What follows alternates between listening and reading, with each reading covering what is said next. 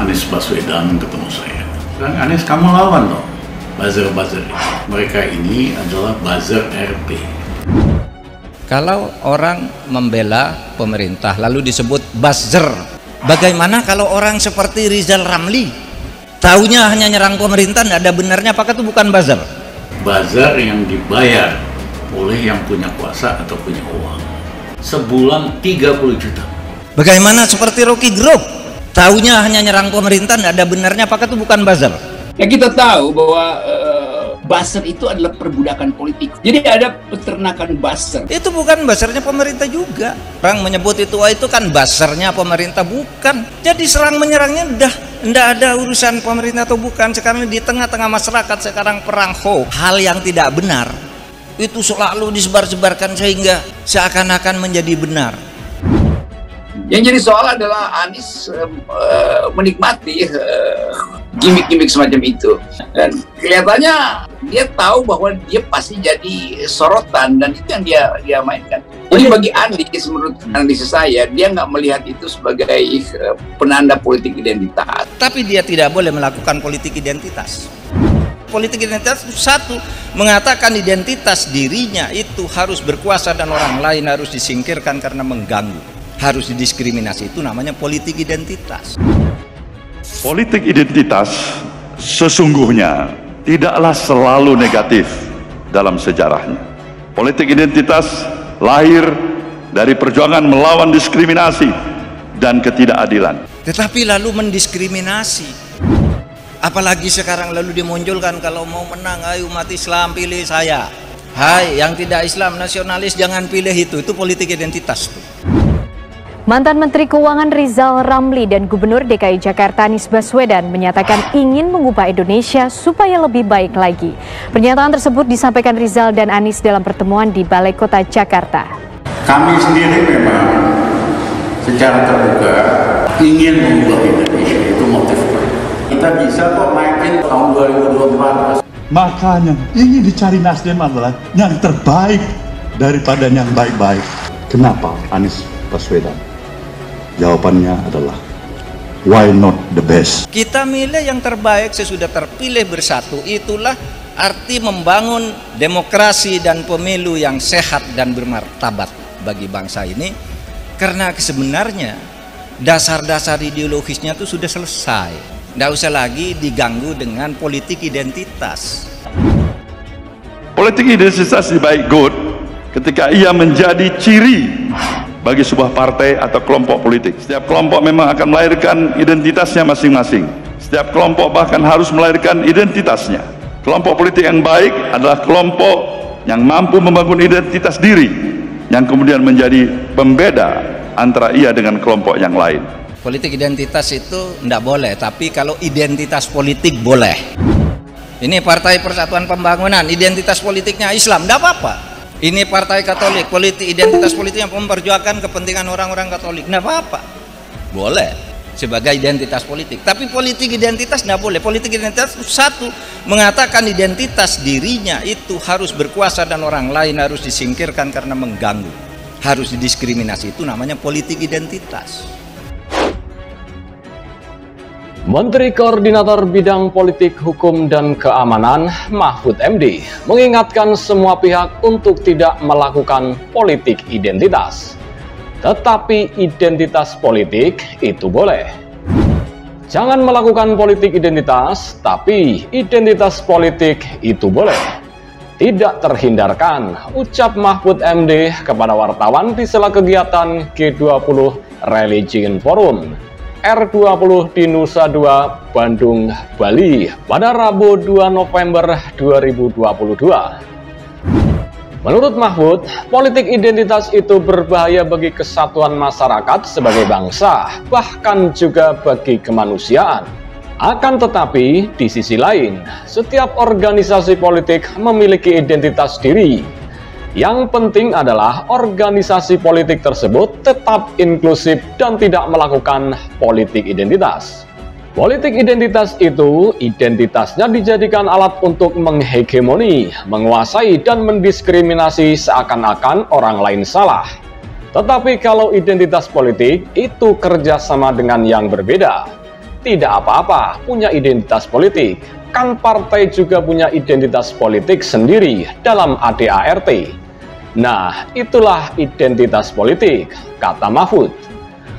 Dalam kesempatan yang sama, Mahfud juga menyatakan bahwa manusia, apapun agamanya, apapun rasnya, dan dimanapun tempatnya, harus bersaudara dalam membangun kemajuan bersama. Itulah sebabnya sejak awal pemerintah ikut bersemangat mendukung acara ini, R20, ucap Mahfud MD. Ngomong-ngomong soal politik identitas, Anies Baswedan tampaknya tak bisa lepas dari julukan Bapak Politik Identitas, yang belakangan semakin diamplifikasi setelah dideklarasikan sebagai bakal calon presiden dari Partai Nasional Demokrat atau Nasdem. Gelar Bapak Politik Identitas pada Anies Baswedan semakin terbukti dengan deklarasi dukungan relawan di masjid dan lembaga pendidikan.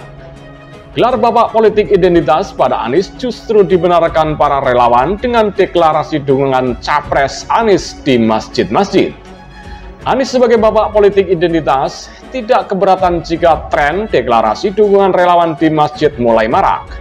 Ia ingin mengulang keberhasilannya saat Pilkada DKI 2017 silam. Sebelumnya, deklarasi dukungan relawan Anies digelar di Masjid Jami Ar-Rohibin, Jakarta Utara, menjadi indikasi kuat masjid adalah basis mobilisasi suara. Meski belum masuk masa kampanye, Undang-Undang Pemilu Nomor 7 Tahun 2017 yang berlaku pada Pemilu 2024 melarang penggunaan tempat ibadah dan fasilitas negara untuk berkampanye. Undang-Undang Pemilu Nomor 7 Tahun 2017 Pasal 280H berbunyi, pelaksanaan, peserta, dan tim kampanye pemilu dilarang menggunakan fasilitas pemerintah, tempat ibadah, dan tempat pendidikan. Deklarasi relawan di masjid buktikan Anies Bapak Politik Identitas. Meski begitu, Ketua DPP Partai Nasdem, Effendi Khoiri alias Gus Khoy, menilai julukan tersebut tidak selalu bermakna negatif. Sebab pada dasarnya Indonesia pun dibangun dari banyak identitas. Negara ini didirikan atas identitas, makanya ada Bhinneka Tunggal Ika, ungkap Gus Khoy pada Rabu 19 Oktober 2022. Karena itulah ia heran bila sebutan politik identitas justru kerap dikonotasikan negatif. Apalagi berujung dengan Anies yang dinilai sebagai sosok yang diskriminatif, terutama ke pihak-pihak minoritas. Malah menurut Gus Khoy, Anies tidak pernah mendiskriminasi kaum minoritas, baik suku maupun agama. Kepemimpinan Anies dinilai sangat profesional sehingga DKI Jakarta cenderung damai selama 5 tahun belakangan. Selama dia memimpin, tidak ada diskriminasi secuil pun terhadap minoritas atau kepada suku, agama. Justru Anies menunjukkan bahwa dia proporsional, dia adil, jelas Gus Khoy. Dia lantas mencontohkan soal izin pembangunan gereja yang selama ini sulit didapatkan oleh kaum Nasrani. Menurut Gus Khoy, izin tersebut sulit didapatkan selama pemerintahan periode sebelum Anies. Oleh Anies, semua dikasih izin. Jumlah izin yang diberikan selama 5 tahun terakhir, 31 pendirian gereja, masjid hanya 19, terang Gus Khoy. Di sisi lain, Anies juga tidak mengistimewakan pendukungnya di pemilihan Gubernur DKI Jakarta 2017. Jadi jelas tidak ada diskriminasi, tegas Gus Khoy. Senada dengan Effendi Khoiri alias Gus Khoy, Surya Paloh juga mengatakan politik identitas tak lepas dari dinamika perpolitikan di tanah air. Pun politik identitas tak selalu negatif dalam sejarah. Demikian disampaikan Ketua Umum Partai Nasdem Surya Paloh saat menerima gelar Dr. Honoris Causa atau HC dari Universitas Brawijaya Malang, Jawa Timur.